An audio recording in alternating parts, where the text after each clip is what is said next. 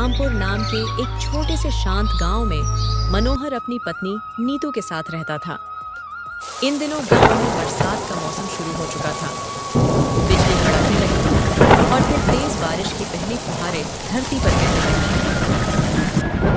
सुनिए, 2 दिन से बारिश लगातार पड़ रही है। ना धूप निकली, ना कोई सूखी चीज बची है। घर में अगर ऐसे ही बारिश पड़ती रही तो हमारे पास खाने को भी कुछ नहीं बचेगा। तुम ठीक कह रही हो नीतू, तुम तो वैसे भी समझदार हो, लेकिन अब हम करें भी तो क्या। खेत पूरी तरह पानी में डूब गए हैं, अनाज की बोरी भी गीली हो गई। आज हमारे पास थोड़े बहुत दाल चावल थे, वो भी खत्म हो गए हैं। लकड़ियां भी भीग गईं, चूल्हा तक नहीं जल रहा। और तुमने सुना ना, काका कह रहे थे कि बारिश कम से कम 15 दिन और चलेगी। न रास्ता खुलेगा, न कोई बाहर से कुछ लाएगा। ऐसा तो मत बोलो जी। अगर इसी तरह पानी गिरता रहा तो हम खाएंगे क्या? बारिश लगातार पड़ती रहती है, फिर 2-3 दिन बाद रुक जाती है। मनोहर बाहर जाता है काम ढूंढने के लिए।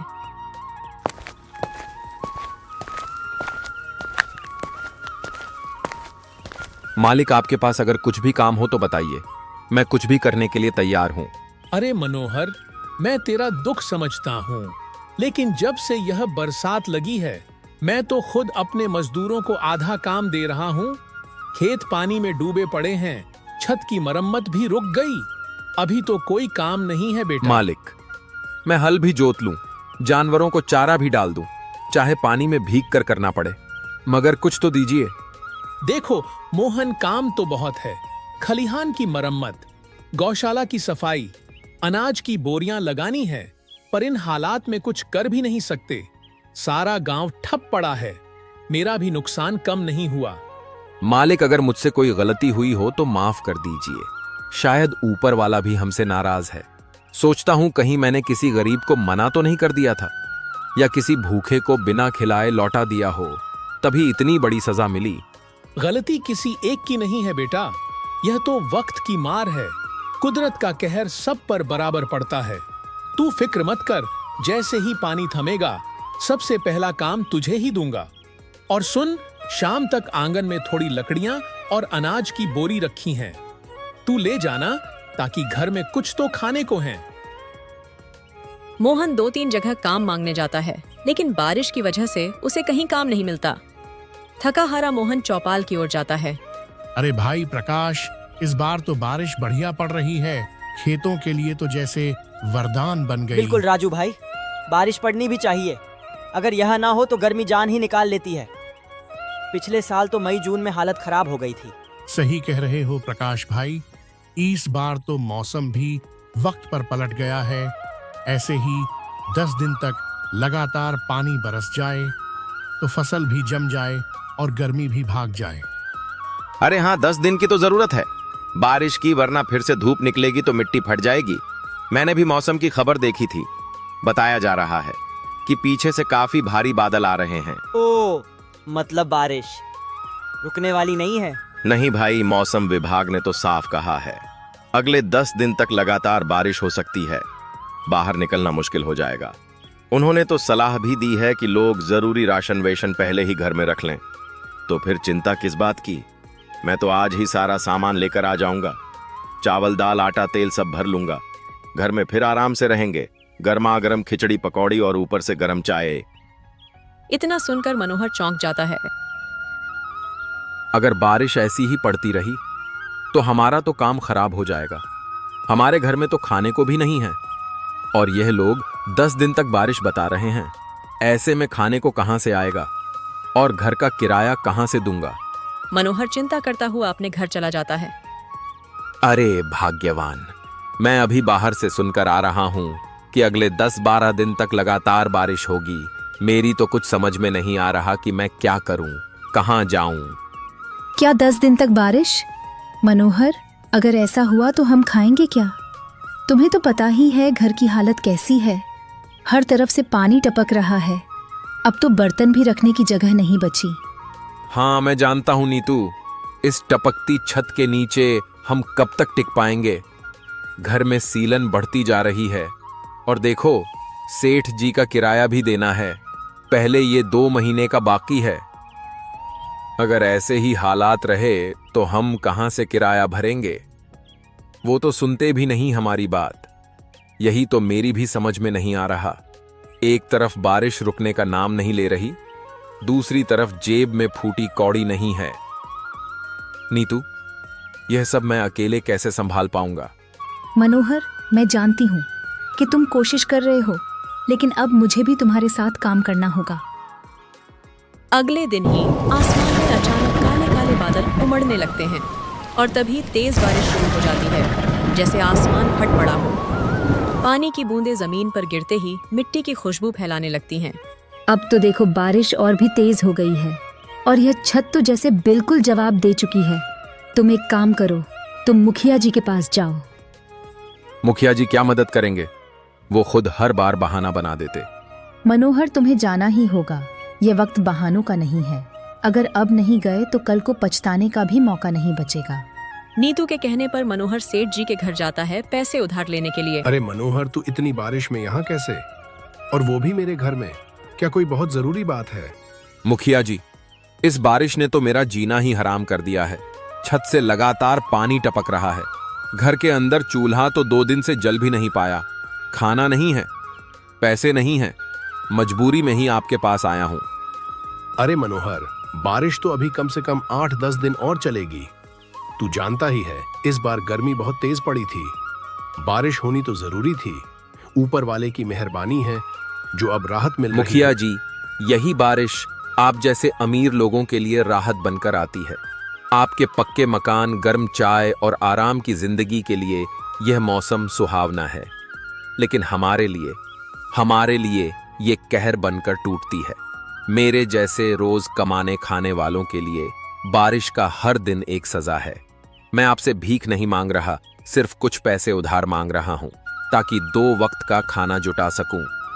जब हालात सुधरेंगे तो मैं पूरा चुका दूंगा। मनोहर, पैसों की बात अभी बिल्कुल मत कर। मैं खुद कई लोगों को पैसे दे चुका हूं और अब मेरे पास देने को कुछ नहीं बचा है। तू जानता है पंचायत में खर्चे कितने बढ़ गए हैं। मैं तुझे बिल्कुल भी पैसे नहीं दे पाऊंगा। तू कहीं और से इंतजाम कर ले, किसी और के पास जा। और हाँ, बारिश तो सबके लिए आई है। फर्क इतना है कि कोई भीगते हुए सहता है और कोई छत के नीचे बैठकर देखता है।